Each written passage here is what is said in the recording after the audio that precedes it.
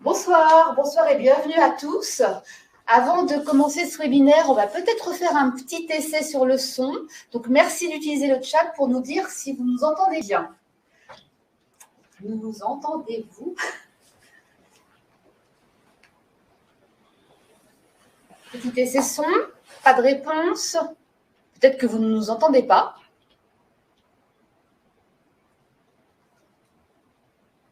Impec. Merci, super. On va pouvoir démarrer ce webinaire dédié à la médiation. La médiation vue comme une alternative efficace pour gérer les conflits. Alors, cela concerne bien sûr les conflits d'ordre professionnel ce soir, ceux qui peuvent toucher les artisans, les commerçants, les dirigeants de TPE, de PME. Ce webinaire est organisé par l'association ESSOD Médiation et Arbitrage, par la Chambre de métiers et d'artisanat et la Chambre de commerce et d'industrie de l'Essonne, avec l'objectif, ce soir, de donner à voir concrètement comment se déroule une médiation. Vous allez peut-être être un peu surpris sur le format, vous allez avoir des petites surprises, vous allez voir. Ça va être sympathique. Préparez-vous. En tout cas, on va essayer de faire quelque chose pour que la médiation, vous compreniez comment ça fonctionne, en fait, pour que vous puissiez vivre une médiation. Et puis, vous avez un chat, vous l'avez déjà utilisé pour nous dire que le son fonctionnait. Donc, vous pouvez également l'utiliser pour y poser vos questions. Nous y répondrons en fin de session. Et puis, je vais laisser la parole à Christelle Caplot, qui est avocate et médiatrice, et à Xavier Loriotte. Donc, je vous laisse la parole à tous les deux. Merci. Merci Valérie. Bonsoir à toutes et à tous. Bienvenue dans ce webinaire, dans cet espace qui vous est dédié à vous, chefs d'entreprise. Notre projet ce soir, c'est de vous faire comprendre à quel point, de vous faire ressentir à quel point la médiation est un outil puissant que vous n'allez pas tarder à utiliser au quotidien. Pourquoi la médiation? Parce que, en fait, entre ce que vous pensez, ce que vous préparez dans votre tête comme mots, et finalement ce que vous dites, et tout au bout de la chaîne, ce que la personne entend, eh bien, il y a un véritable océan dans lequel il est vraiment difficile de ne pas se noyer dans l'incompréhension qui mène au conflit. Pour pouvoir comprendre l'autre, il est absolument nécessaire de changer de point de vue. Et ça, c'est le rôle du médiateur. Le but d'une médiation, c'est d'amener les parties à résoudre elles-mêmes leurs conflits en s'engageant sur un accord qu'elles jugent équitable. La médiation existe depuis très longtemps. Rappelez-vous, l'arbre à palabres en Afrique. Alors oui, vous allez me dire, on n'est pas en Afrique, ici, il fait plutôt froid, c'est la France. Qu'est-ce que la médiation pour les entreprises? Qu'est-ce que ça va nous apporter, votre histoire? Pour les entreprises, la médiation va permettre de rétablir le dialogue, de communiquer, aussi bien avec les salariés, les associés, avec vos clients, vos fournisseurs, le propriétaire des locaux que vous occupez. Tout est possible et imaginable. Je vous entends là me dire, ah, je vais lui envoyer mon pire client, là, celui qui me casse les pieds, qui ne comprend rien, mon associé qui est un petit peu bouché.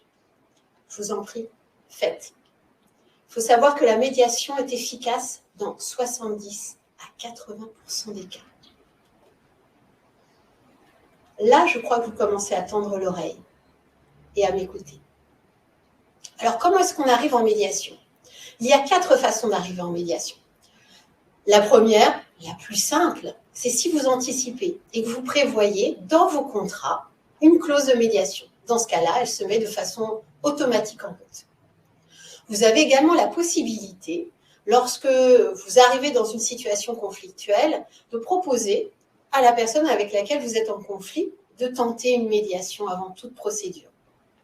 Ces 2 cas de figure que je viens de vous citer sont ce qu'on appelle les médiations conventionnelles. Dans beaucoup de cas, le conflit vous a déjà amené à être en procédure. C'est pas grave, il n'est pas trop tard. Vous avez toujours la possibilité, même si vous êtes en procédure, de proposer à l'autre de rentrer en médiation, de tenter cette médiation. Et puis, il existe un dernier cas qu'on voit de plus en plus fréquemment parce que la loi le permet. c'est le fait que le juge lui-même vous incite fortement à vous diriger vers la médiation. Les 2 derniers cas que je viens de vous citer sont ce qu'on appelle les médiations judiciaires. Comment est-ce que ça fonctionne concrètement? C'est extrêmement simple. Le médiateur va organiser des réunions avec les personnes qui sont en conflit et éventuellement leurs avocats. Le médiateur a également la possibilité de rencontrer séparément les personnes. Ce qu'il est important de retenir, c'est que le médiateur n'est pas un expert, encore moins un juge. C'est une personne qui est neutre, qui est impartiale et qui n'impose surtout aucune solution. Le médiateur, c'est un facilitateur. C'est quelqu'un qui va vous accompagner, vous aider. Il sait comment écouter l'un et l'autre. Il va vous aider à vous écouter. Grâce à lui, le dialogue va pouvoir reprendre. Et ça, de façon protégée, puisque les réunions sont totalement confidentielles. Et les avocats peuvent y assister. Combien de temps dure une médiation? Entre 2 à 3 mois, pas plus. Et ce qui est très pratique avec la médiation également, c'est que vous êtes aussi protégé par rapport à une éventuelle procédure. Si vous avez l'obligation, parce que malheureusement la médiation ne fonctionne pas, d'aller ensuite en procédure, eh bien la durée de la médiation aura suspendu le délai que la loi prévoit habituellement pour agir en justice. Donc aucun risque à tenter le coup. Alors je vous vois sourire, je vous vois un peu dubitatif pour certains. Vous êtes en train de me dire, attends, là elle vient de nous parler d'un truc qui est rapide, qui est confidentiel, où on a quelqu'un qui vient nous accompagner et on trouve des accords qui nous arrangent tous les deux. Il y a un loup, il y a forcément un loup quelque part. Où est-ce que ça peut bien être? Ah ben oui, sur l'accord de médiation. Parce que quand on va voir le juge, on a un jugement qu'on peut faire exécuter par un huissier, si l'autre il n'exécute pas spontanément. Là, votre accord de médiation, il vaut quoi? Ça, c'est une bonne question. L'accord de médiation, nous dit la loi, a autorité de la chose jugée. Qu'est-ce que ça veut dire? Ça veut dire qu'un accord de médiation a la même valeur qu'un jugement. Et donc, on va pouvoir le faire exécuter, s'il y a besoin, de façon forcée, ce qui n'arrive pas souvent. Mais dans ce cas-là, on va pouvoir le présenter au juge, on appelle ça l'homologation. Le juge met son coup de tampon et, s'il y a besoin, on le fait exécuter par voie d'huissier. Ça n'arrive pas souvent parce que les accords de médiation sont exécutés dans 90% des cas. Non, mais là, je suis pas Non, d'accord. mais moi, Pourquoi je vais non, il faut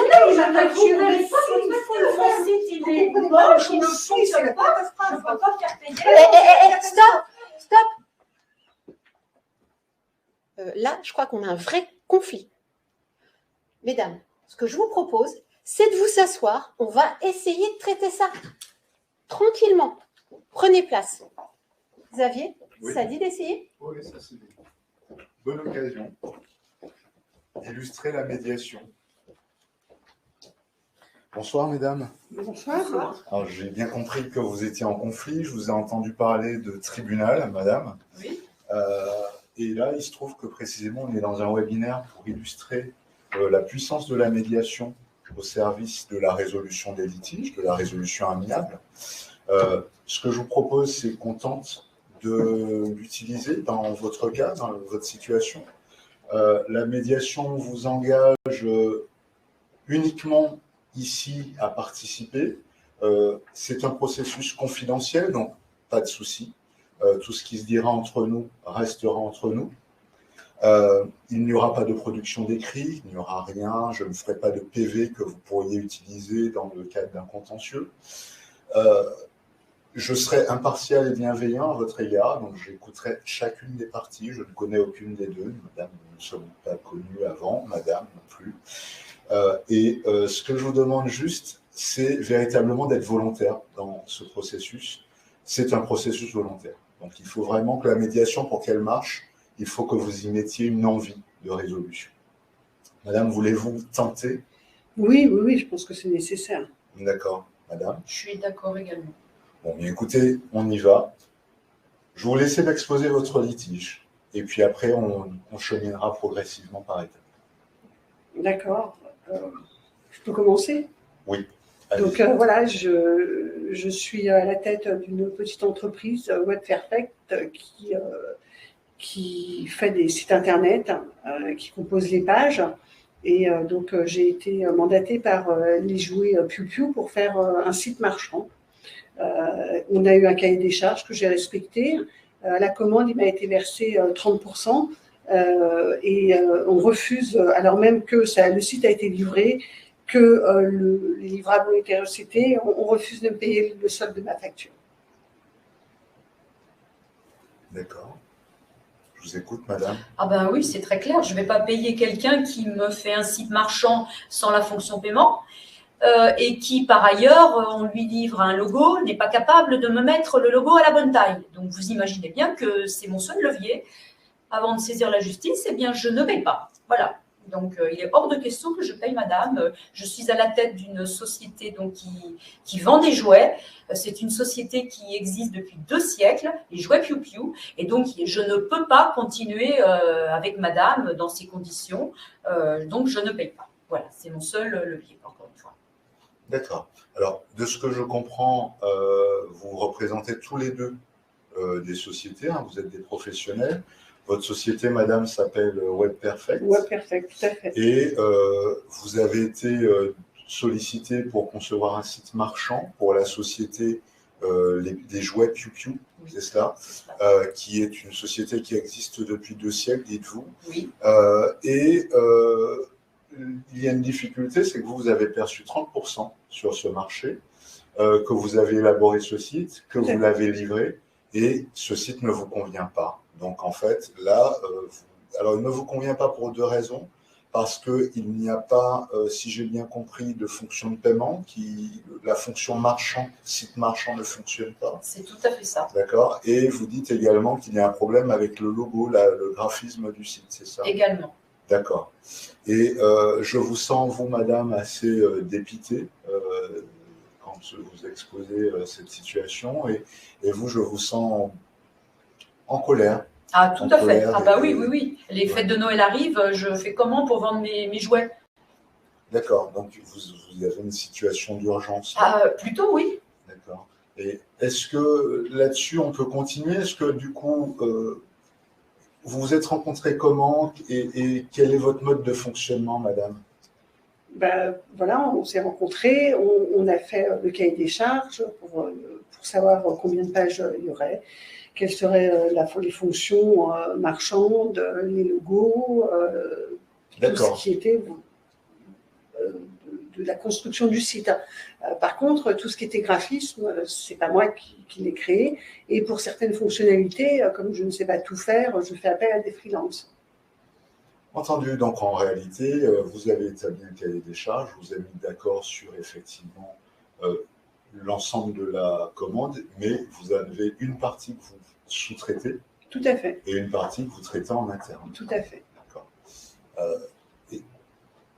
Donc là, ce que je vous propose, c'est peut-être de continuer ce processus. Et puis, on va continuer à essayer de comprendre toujours un peu plus les éléments qui constituent votre conflit avant d'essayer d'imaginer des pistes de résolution de ce conflit.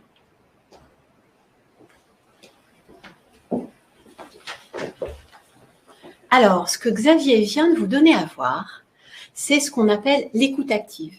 L'écoute active, c'est quoi? C'est écouter sans interrompre, vous l'avez compris, se concentrer uniquement sur son interlocuteur, ne surtout pas juger et accepter les émotions, les sentiments, les actes, les pensées des personnes avec lesquelles on échange. Et puis, dans un second temps, reformuler, demander confirmation de ce qu'on a entendu. C'est une écoute qui est profondément bienveillante, vous avez entendu Xavier utiliser ce terme, sans jugement, qui nécessite une grande disponibilité et une ouverture d'esprit. Pour ce faire, Xavier utilise une technique qui s'appelle la reformulation. Cette technique se déroule en 2 temps. La première, à reprendre les propos de l'autre, reprendre ses mots, les redire en d'autres termes, pour que la personne avec laquelle on est en conflit puisse ensuite les entendre. Et pour ça, on s'assure, Xavier s'est assuré auprès de la personne qu'il reformulait que ses propos étaient bien validés. Donc, la reformulation se situe en 2 temps. L'effet recherché de la reformulation, eh bien, c'est d'entendre de la bouche d'un tiers ce qui n'était pas entendable auparavant.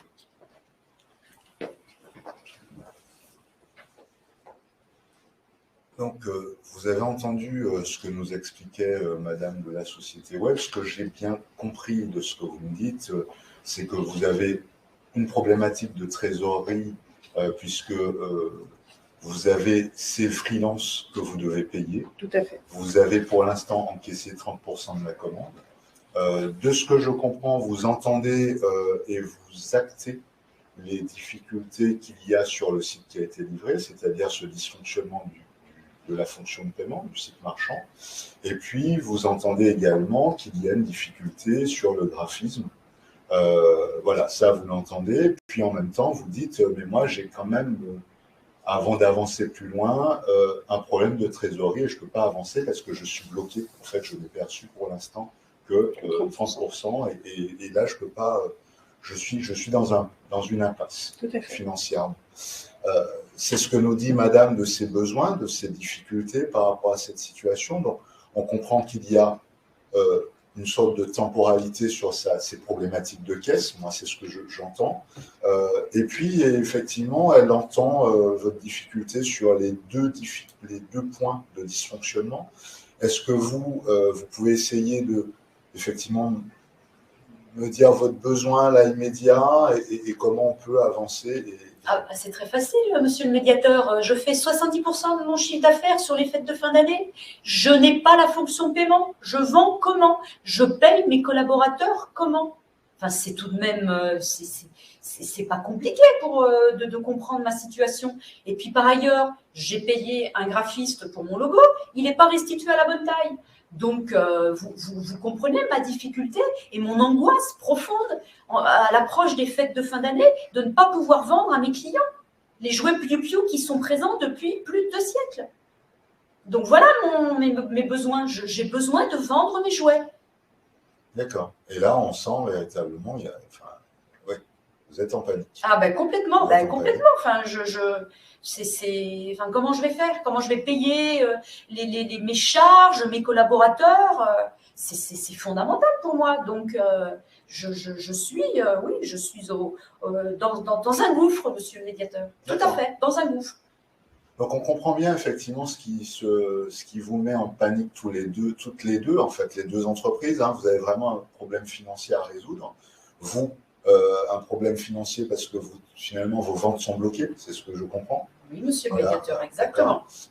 Et puis, vous dites vos collaborateurs, vous avez beaucoup de collaborateurs. Ah oui, j'en ai 15 et les ventes de la boutique ne suffisent pas. Et donc, c'est pour cela que nous avons développé depuis plusieurs années un site web et que je l'ai fait refaire et Web Perfect ne m'a rien fait. Voilà. Donc 15 collaborateurs, vous dites Web Perfect n'a rien fait. Et puis vous dites aussi que vous avez un problème de logo. Alors est-ce que vous pouvez m'expliquer? Il n'est pas à la bonne taille, monsieur le médiateur, donc j'ai payé et c'est un dessin que l'on trouve sur mon site qui ne correspond à rien, qui ne respecte pas ma charte graphique. Donc autant vous dire que je suis fort mécontente également. D'accord, on sent cet agacement. Sur le logo, sur ces éléments qui sont... Le problème du logo, c'est que c'est pas moi qui l'ai fait, c'est le graphiste. Madame l'a dit, elle a pris un graphiste tiers. Moi, on m'a donné un fichier avec des codes sources. Je n'ai fait que prendre ce fichier. Si le fichier ne restitue pas le bon logo, je n'y suis absolument pour rien. Il suffirait que madame ou son graphiste me renvoie le bon fichier avec la bonne écriture informatique pour que le problème se résolve limite tout seul. D'accord, donc en fait pour vous le logo c'est d'abord un problème de fichier, de format. Tout à fait. D'accord. Et donc peut-être que là il y aura un élément à fouiller, à vérifier. Et sur la question du site marchand... Là c'est plus compliqué parce que c'est pas moi qui ai la main, comme je vous l'expliquais, c'est un freelance. Et donc, voilà, si je ne le paye pas, il finira pas la prestation ou il ne la recommencera pas. C'est bien mon problème. Avec 30% de la commande, moi, je ne peux plus faire face. Donc, si je pouvais au moins avoir une partie du prix, je pourrais réinitialiser ce freelance pour qu'il pallie au dysfonctionnement. Dans cette discussion, ce que j'entends, effectivement, c'est quand même une grosse angoisse par rapport à cette situation qui génère du stress financier pour chacune des entreprises. On trouvera une solution, il faut encore un peu creuser, mais on sent bien effectivement qu'on a quelques éléments. Vous êtes d'accord sur votre désaccord? Le logo, la fonction paiement.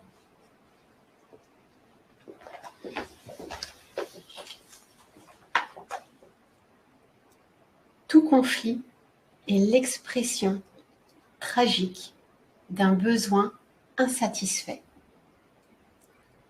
C'est ce que nous dit Marshall Rosenberg, un de nos inspirateurs à nous les médiateurs. La plante, comme l'être humain, a des besoins primaires. Dormir, se nourrir. Mais l'être humain a en plus des besoins secondaires. Besoin de reconnaissance, besoin de sécurité. Et donc, à travers la médiation, le médiateur va pouvoir mettre en lumière, en s'attachant sur les besoins, qu'une personne, par exemple, a un besoin de reconnaissance. Pourquoi est-ce qu'il est si important de s'attarder sur ces besoins?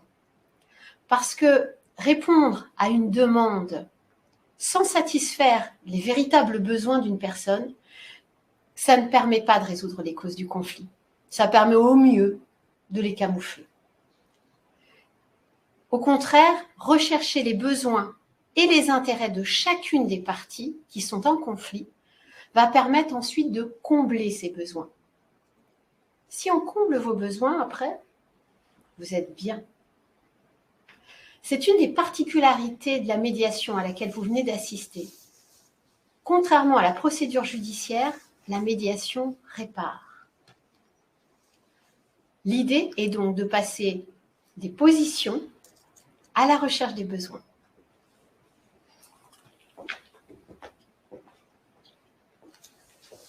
Alors, par rapport aux besoins qu'on a identifiés pendant cette première phase de discussion, vous avez indiqué que il y a ce problème de trésorerie, qui est un problème qui est vraiment prégnant et pressant pour vous. Il y a un problème et sur lequel véritablement vous ne pouvez pas avancer vers une solution tant que vous n'aurez pas trouvé finalement de compromis, si je comprends bien. Et puis, vous avez indiqué que par contre, sur les problèmes techniques, et du coup, qui rejaillit sur la question du freelance, si j'ai bien compris, c'est ça? Oui, tout à fait. C'est-à-dire que moi, il est hors de question que, d'une part, que je laisse un client insatisfait. La satisfaction du client, c'est quelque chose qui est important pour moi. Mais en même temps, si je ne peux pas le faire parce que je n'ai pas les moyens financiers de le faire, comment résoudre ce problème? Encore une fois, le logo, ce n'est pas un souci. Il suffit que le graphiste me renvoie le fichier et ce sera fait dans les 24 heures. Après, le freelance, si j'arrive à le payer, et en fonction de ses disponibilités, je pense qu'il peut intervenir assez rapidement. Mais encore faut-il que je sois payée. Mais je ne demande pas les 70%. 20%, je pense qu'avec 20% de la somme qui me reste due, je pourrais faire le nécessaire pour que le freelance intervienne le plus rapidement possible et que la société d'Ijouer Piu Piu puisse avoir son site marchand dans les meilleurs délais. D'accord, donc ce que vous dites, c'est le logo. Si je reçois du graphiste de la société Jouet Piu Piu un fichier avec ce logo, je peux moi-même en interne assez rapidement le remettre en place. Tout à fait. D'accord. Et vous avez parlé de 24 heures. Tout à fait. Et je m'y engage. Et vous y mettez un engagement. Et vous dites, pour le freelance, il faut qu'on règle la question de trésorerie, puisque je ne peux pas avancer. Madame, qu'est-ce que ça vous inspire? Est-ce que du coup, déjà, il y a un engagement fort qui est donné là, sur les 24 heures et sur le logo? Ah ben enfin! Enfin, voilà, j'entends ce que je souhaitais entendre. Donc, évidemment, je vais régler à madame 20%, enfin, parce que j'ai besoin de travailler, je veux payer, régler mes collaborateurs. Donc, oui, je suis ravie qu'elle m'ait écoutée, qu'elle ait compris ce que je souhaitais. Et donc, je suis d'accord, moi aussi, pour faire droit à sa demande, c'est-à-dire à lui régler une somme de 20%, 20% de ce qui lui reste dû. Je suis d'accord. D'accord. Donc, du coup, déjà, je sens un grand soulagement bah sur… oui, d'accord. Et donc, ce que vous dites, c'est le fichier, donc vous pourrez le lui envoyer. Et là, normalement, a priori, vous êtes sur un accord d'exécution rapide. Hein, vous êtes sur un accord sur la question du graphisme qui pourrait se mettre en place assez rapidement. Tout à fait, je le confirme. Ce qui est très bien. Donc, je vous félicite au passage hein, sur cette discussion et sur cette identification d'une piste hein, là-dessus. Et puis, reste la question de trésorerie. Vous avez bien dit, effectivement, vous étiez en stress par rapport à vos collaborateurs, mais là, vous êtes en si on me met, pardonnez-moi, je vous interromps, monsieur le médiateur, mais enfin, si on me met à même de pouvoir travailler en m'activant cette fonction de paiement qui est somme toute indispensable pour un site marchand, vous conviendrez. Bien sûr que je vais régler et puis le business va reprendre. Je suis très satisfaite de cette réunion, monsieur le médiateur. D'accord, écoutez, je vous remercie. Du coup, il faudra formaliser cet accord de médiation, hein, métier d'exécution rapide, donc du coup, vous pourrez déjà commencer à avancer. Voyez vos avocats si vous avez un avocat habituel pour la formalisation de l'accord de médiation, mais déjà, vous pouvez commencer à effectivement prendre toute disposition, madame, par rapport à vos freelances, madame, par rapport à vos équipes, voilà, pour le règlement et pour le graphiste. Je vais mettre en place le virement, exactement. Et donc, dès que j'ai votre fichier, je m'attelle au changement du logo. Bien, je vous sens soulagé également sur ce point. D'accord. Bien, écoutez, merci de vous être prêté à l'exercice. Merci, monsieur le médiateur. Merci, monsieur le médiateur. Je vous remercie. Ce que vous venez de voir, c'est la phase de recherche des solutions. Lors de cette phase, vous avez pu le constater, Xavier a repris individuellement chacun des différents aspects du conflit afin d'en dégager des points d'entente possibles. Il a encouragé le dialogue, la communication, comme toujours, et essayé de trouver une coopération pour résoudre le conflit. Il est intervenu fréquemment pour reformuler, toujours et encore, et pour résumer et préciser les faits. Le médiateur, il faut le savoir, dans le cas de la médiation, peut également s'entretenir individuellement avec chacune des personnes en conflit. Si, malgré les efforts, on aboutit à une impasse, alors le médiateur peut toujours réveiller la flamme en rappelant à chacune des parties qui a accepté de rentrer en médiation les raisons pour lesquelles elle a fait ce choix. Il n'y a pas de formule magique pour arriver à un accord. Chacun doit réellement mettre du sien.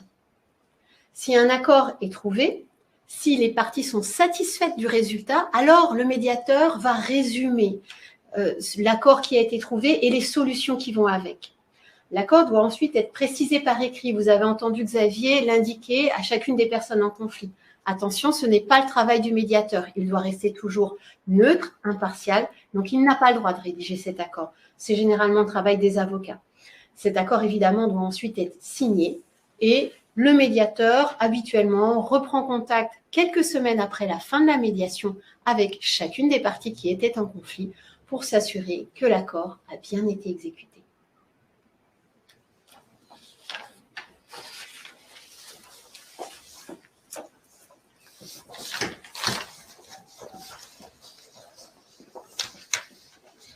Alors, convaincu ? Je pense que la question suivante, celle qui doit vous brûler les lèvres, c'est « Mais où le trouvez-vous, le médiateur ?» Le conseil que nous pouvons vous donner, c'est de vous adresser à une vraie organisation, une association structurée qui va permettre d'organiser le processus de médiation de A à Z, qui va aussi éviter les erreurs de casting et vous adresser à un médiateur qui aura les compétences pour vous aiguiller par rapport à votre conflit spécifique. C'est toujours du cas par cas. Méfiez-vous, il existe de plus en plus de cabinets de médiation sur Internet qui ne sont pas tous de qualité, bien au contraire. Vous avez pu le constater lors de cette médiation. La médiation est un exercice périlleux, un exercice qui demande de véritables compétences et une formation. Il existe d'ailleurs à ce jour des formations, dont des diplômes universitaires, pour accéder aux fonctions de médiateur. Dans l'Essonne, il existe une association qui s'appelle Essonne Médiation et Arbitrage. Dans cette association, nous sommes tous formés. Et par ailleurs, tous les adhérents, tous les médiateurs de l'association connaissent sur le bout des doigts le droit, puisque nous avons comme particularité, le reste de notre temps, d'être avocats. La dernière question qui, je pense, se pose à vous, c'est « mais combien ça coûte ?» Alors évidemment, je ne peux pas vous répondre comme ça, mais ça dépend du type de médiation vers laquelle vous allez vous diriger. Sachez toutefois qu'une médiation coûte à peu près moitié moins cher qu'une procédure judiciaire, ce qui n'est pas négligeable. Sur le site d'Essonne Médiation qui s'est affiché, vous pouvez consulter la totalité de nos tarifs en toute transparence. Vous pouvez également nous appeler, c'est gratuit, pour avoir plus d'informations. Par rapport au coût indiqué sur le site, évidemment, il faudra rajouter les frais d'avocat. Pour autant, la totalité restera toujours inférieure à une procédure judiciaire, qui en plus est beaucoup plus longue, 1 à 3 ans.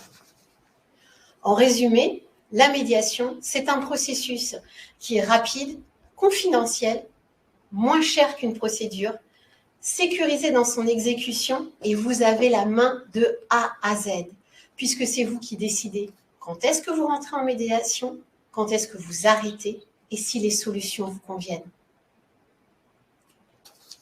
Merci pour votre écoute. Je crois qu'on va pouvoir passer aux questions. En effet, nous allons pouvoir passer aux questions. Donc, n'hésitez pas à utiliser le chat pour poser toutes les questions qui vous brûlent les lèvres. Et en tout cas, merci à tous les 4 pour votre intervention. J'espère que le format un petit peu atypique pour un webinaire a séduit les personnes qui me regardaient ce soir. Donc voilà, je vous laisse le temps de répondre, enfin de poser vos questions sur le chat, parce que ça prend un petit peu de temps avant que ça apparaisse sur votre écran. N'hésitez pas, soyez curieux, profitez de ce moment, puisque vous avez 4 experts sur place qui sont tout à fait disponibles pour répondre à toutes les questions que vous vous posez sur la médiation. J'en profite pour dire que pour les besoins de l'exercice, bien évidemment, nous avions des médiateurs de l'association et qu'une vraie médiation ne se fait pas en webinaire et donc elle est vraiment confidentielle. C'était une mise en scène, c'était une présentation. On va remercier donc, à nouveau Christelle Caplot, Xavier Lauréotte, Anne Pilias Perron et Véronique Henquin-Foss, qui étaient tous les 4. Alors, y a-t-il des questions? Peut-on faire une médiation à plus que 2 personnes? Première question.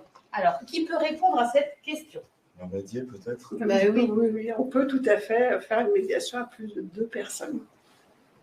Voilà, c'est-à-dire qu'on peut... Il n'y a pas de maximum. Ça vous est déjà arrivé d'avoir plusieurs personnes? Oui, alors, notamment, le cas le plus classique, ce sont les médiations avec, par exemple, entre associés dans une société, où souvent il y en a plus que 2. Dans un cadre hors profession, ça peut être des médiations de succession, ça peut être des médiations de copropriété, ça peut être des médiations effectivement entre des sous-traitants, entre plusieurs prestataires dans un groupement. Voilà, ça peut être, il n'y a pas vraiment de limite. Et en fonction du nombre de participants, on adapte. On peut avoir des co-médiateurs pour qu'il y ait plusieurs médiateurs. Pas tout seul. Voilà. D'accord, ok. Alors, on a peu de questions. C'est le moment d'en profiter. Alors, surtout derrière vos écrans, lâchez-vous. Posez vos questions, puisque c'est vraiment une chance d'avoir 4 personnes qui peuvent répondre ce soir à vos questions. Alors, Mais on nous complimente sur l'intérêt de la soirée, donc bravo. Bravo. Alors moi, pendant que vous posez les questions, je vais rebondir sur ce que vient de vous dire Xavier. Effectivement, on ne fait pas une médiation en webinaire, mais comme nous sommes conscients que vous êtes toutes et tous des chefs d'entreprise, nous intégrons dans nos pratiques la visioconférence. Ce qui veut dire que si vous avez besoin, vous n'êtes pas disponible et vous souhaitez faire une médiation en visioconférence, notre boîte à outils le permet. Voilà.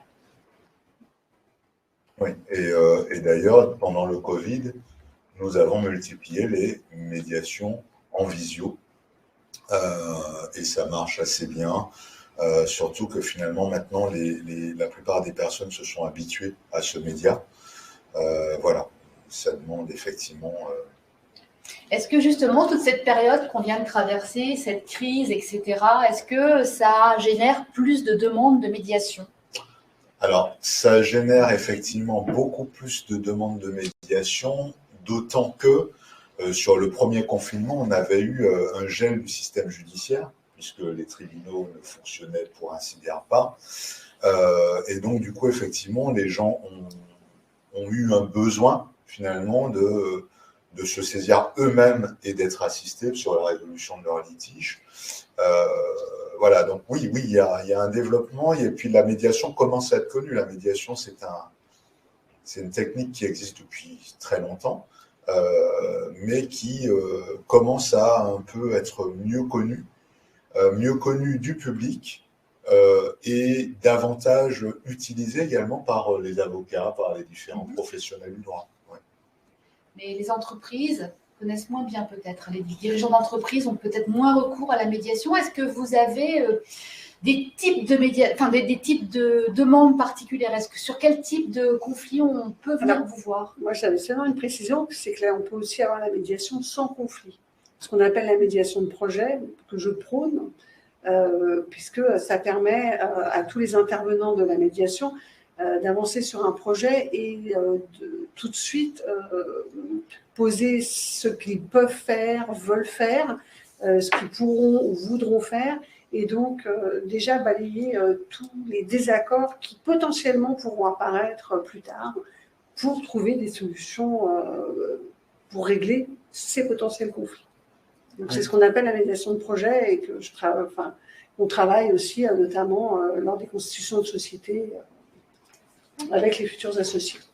Oui, tout à fait. C'est un super outil. La médiation, c'est une boîte à outils qui concerne la communication.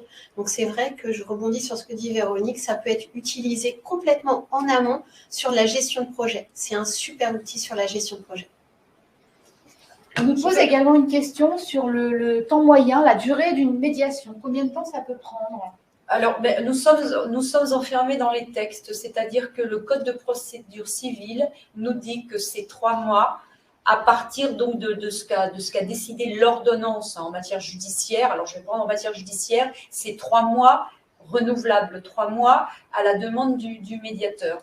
Pour les médiations conventionnelles, on a beaucoup plus de temps, mais comme nous vous l'avons dit, ça va beaucoup plus vite qu'une procédure parce que les parties ont vraiment conscience de l'intérêt de la médiation et font tout pour arriver à une solution. Donc, ça peut aller très vite. Et les médiations que nous faisons tous les 4, précisément suite aux informations que nous donnons, notamment au tribunal judiciaire d'Évry, parfois en une réunion de 2 heures, alors que le problème peut apparaître comme insoluble, eh bien, ça débouche sur une solution. Alors, pas directement à l'issue de ces 2 heures, mais les avocats continuent à parler entre eux et nous sommes informés effectivement dans les délais qu'il y a eu un accord. Donc, c'est un outil qui va très, très vite. Dès lors que les parties, l'ensemble des parties sont volontaires pour participer à ce processus structuré qu'est la médiation. C'est ça qui est important. Donc, c'est vous, finalement, c'est vous. Si vous allez en médiation, à titre personnel ou en tant que chef d'entreprise, vous verrez, c'est vous qui décidez de tout. Donc, vous décidez aussi du temps imparti pour trouver la solution. Voilà. Alors, il y a des questions nouvelles qui se posent. Donc, on a vu que là, le cas pratique ce soir, c'était un litige commercial.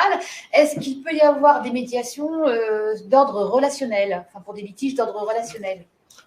Je pense que l'illustration de la médiation de gestion de projet est véritablement typique de la notion de médiation relationnelle, c'est-à-dire que véritablement, et les grosses entreprises, pour rebondir sur la question que vous nous posiez tout à l'heure sur est-ce que les entreprises l'utilisent beaucoup, et il y a très clairement, à mon avis, pour l'instant, une dissymétrie, mais dans ce domaine comme dans beaucoup d'autres, entre les grosses entreprises qui ont l'habitude des processus de régulation, des processus de discussion interservices déjà, et puis des entreprises plus petites, ou de l'artisan, du boulanger, où on n'a pas toujours le temps on n'imagine pas qu'on puisse codifier, entre guillemets, et réguler la discussion avec son vendeur ou avec son chef de rayon. Et en fait, du coup, on n'a pas ce réflexe. Mais elle s'y prête parfaitement. Et je dirais même, les petites entités sont précisément les entités où, généralement, le conflit a du mal à être régulé parce qu'on est dans une relation un peu de l'intime. On est dans une relation qui est quasiment de couple, en fait, avec son salarié unique, avec son… Voilà. Et c'est là où, précisément, la médiation est un outil puissant parce qu'il y a énormément d'émotions. Là, on a caricaturé, on a simplifié les schémas quand on a parlé des besoins. On avait un besoin de caisse, on avait un dépit, mais la réalité du conflit, quand il nous prend, en tant qu'entrepreneurs, parce que nous sommes des entrepreneurs aussi, par ailleurs, en fait… il prend au trip, en fait, il vous met à terre et du coup, il y a une impossibilité de communiquer et on est souvent dans des huis clos étouffants et c'est ça aussi la médiation, c'est la petite entité, la petite unité économique où vraiment on sort d'une sorte de guerre froide où on est sidéré, en fait, on n'est même pas capable de dire non, là je ne supporte pas, voilà. Donc oui, de la médiation relationnelle, oui, ça existe et oui, elle a toute sa place. Et elle a vraiment sa place dans des conflits très singuliers ou dans des difficultés de communication très singulières avec des très petites unités. Oui, y compris dans l'entreprise même. Y compris dans l'entreprise même, oui. D'accord. Alors, pourquoi les litiges entre les consommateurs et les services clientèle d'entreprise sont parfois exclus des conventions de médiation? Parce que c'est prévu par les textes. Il faut vous référer au code de la consommation et la médiation de la consommation est encadrée au sein du code de la consommation. Ce qui veut dire que vous, typiquement, artisans, commerçants, vous devez avoir un médiateur de la consommation. Et donc, vos clients, lorsqu'ils sont insatisfaits, s'en réfèrent à ce médiateur. Alors, nous n'avons pas, je suis par ailleurs donc médiateur de la consommation au sein d'une entité de médiation de la consommation, nous n'avons pas le même rôle, c'est-à-dire que nous écoutons certes les deux parties en présence, donc un consommateur, un professionnel, mais c'est nous qui trouvons une solution, c'est nous qui apportons une solution dont les parties ont la liberté d'accepter ou de refuser d'ailleurs. Et tout comme la médiation conventionnelle, judiciaire, c'est un processus volontaire. Donc effectivement, les professionnels ont l'obligation de mettre en œuvre une médiation de la consommation gratuite pour le consommateur, mais vous n'avez pas l'obligation d'entrer en médiation. Parce que, par exemple, pour certains professionnels, la problématique donnée, le différend, ne respecte pas les spécificités légales. Donc, voilà pourquoi c'est différent. Et vous avez donc, par ailleurs, vous savez, des médiateurs institutionnels, le médiateur de l'énergie, et vous avez au sein de certains secteurs, vous avez par exemple le médiateur de l'assurance, le médiateur de la Fédération française de la mutualité qui ont leur propre mécanisme. Et sinon, lorsque vous avez une entité de médiation qui est agréée pour les mutuelles, eh bien, elle peut contacter cette entité de médiation. Voilà pourquoi, c'est parce que nous sommes là au cœur du Code de la consommation. Le médiateur de la profession d'avocat également. Oui, oui. Alors nous en avons un, mais nous ne sommes pas obligés. Absolument. Nous ne sommes pas obligés de le prendre. On peut tout à fait prendre une autre association. Et surtout, c'est le consommateur qui a l'exclusivité de la capacité de saisine. Voilà, exactement. Alors, Encore deux questions. Votre profil d'avocat vous donne-t-il la bonne attitude pour être réellement impartial? Oui. Alors, messieurs, dames. Alors, c'est un peu particulier, enfin, ça va dépendre de l'avocat peut-être, mais c'est une posture. On a deux parties, on ne va pas prendre parti pour l'une ou par l'autre. Donc, le fait d'être avocat, je pense que c'est un gage d'impartialité, de base. Et déontologiquement, alors, ce qu'il faut comprendre, c'est que l'association Essonne Médiation est entre guillemets un oiseau rare, puisque le médiateur n'est pas nécessairement juriste.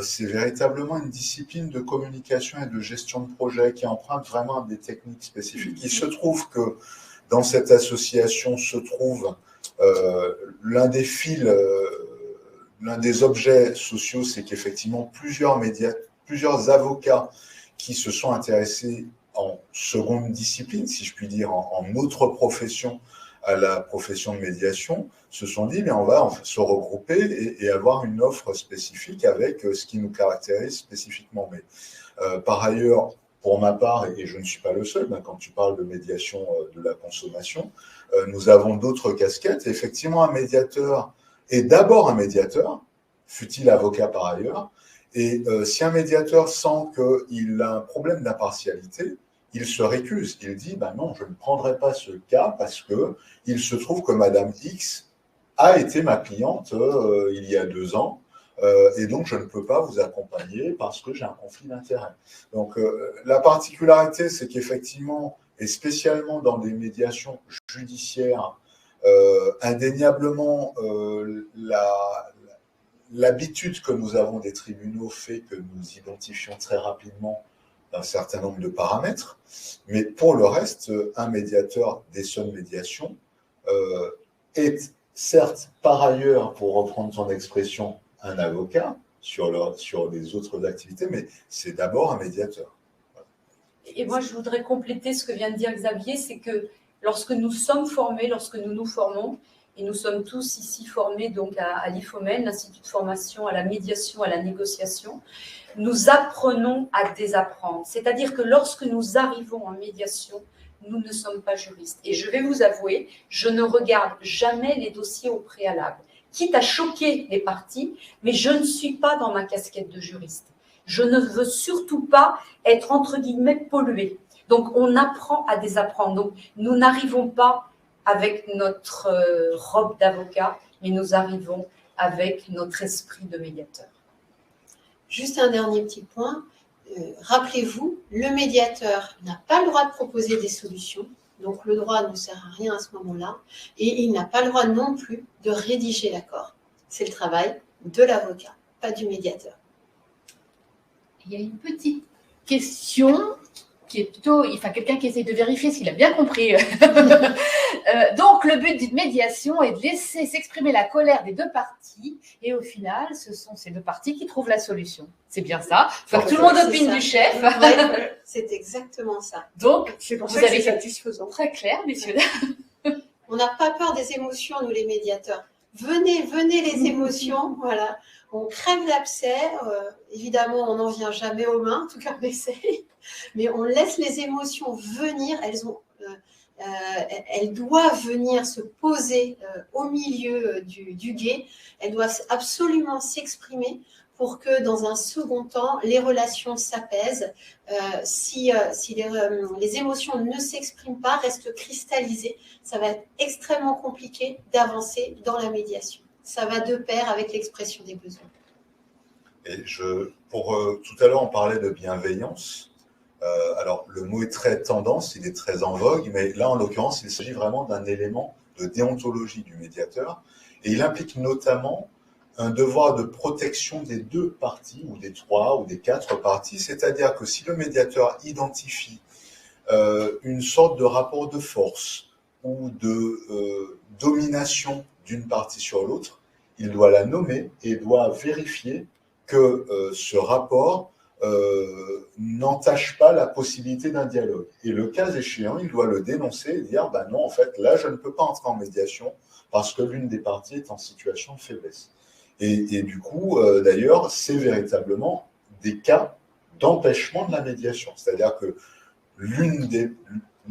parmi les critères d'impossibilité de médiation, il y a l'indice selon lequel véritablement on se trouve dans une situation de subordination, de domination de l'une des parties par l'autre, et donc du coup d'impossibilité amiablement de vouloir une solution ensemble.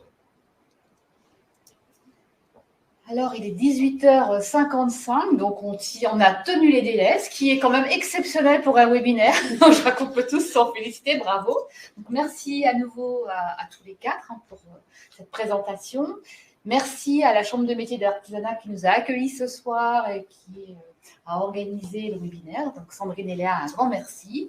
Et puis, ce webinaire sera en replay disponible sur les sites web de la Chambre de commerce et de la Chambre de métiers et d'artisanat et sur le site d'Essod Médiation et Arbitrage. Donc, il sera visible partout. Vous pourrez le diffuser, le partager sur les réseaux sociaux. Surtout, n'hésitez pas. Si vous êtes intéressé par d'autres thématiques sur la médiation, vous pouvez également nous laisser des messages. Et sur ce, nous allons vous souhaiter une très très bonne soirée et merci pour votre écoute et à très bientôt. Alors, je voudrais remercier non seulement les médiateurs qui ont accepté de m'accompagner dans cette aventure, mais également très fort Valérie Leboudec qui a accepté de venir présenter ce webinaire, mais également les personnes de l'ombre. Sandrine Charles, Sandrine. Voilà, je voudrais une standing ovation derrière vos écrans pour Sandrine. Et pour Léa, ne te cache pas. Viens ici, Léa, te faire applaudir. À la technique, hein, c'est comme ça qu'on fait dans les concerts. Voilà. Léa Pioche, voilà. L'équipe au complet, voilà. Parce que ce projet n'aurait jamais pu voir le jour sans cette équipe au complet. Donc, vraiment, un grand merci à toute cette équipe, à tous ces gens qui m'ont accompagné dans cette aventure qui pouvait sembler un peu délirante au départ. Et un grand merci à vous pour votre écoute et vos questions très pertinentes. À bientôt. Vive la médiation!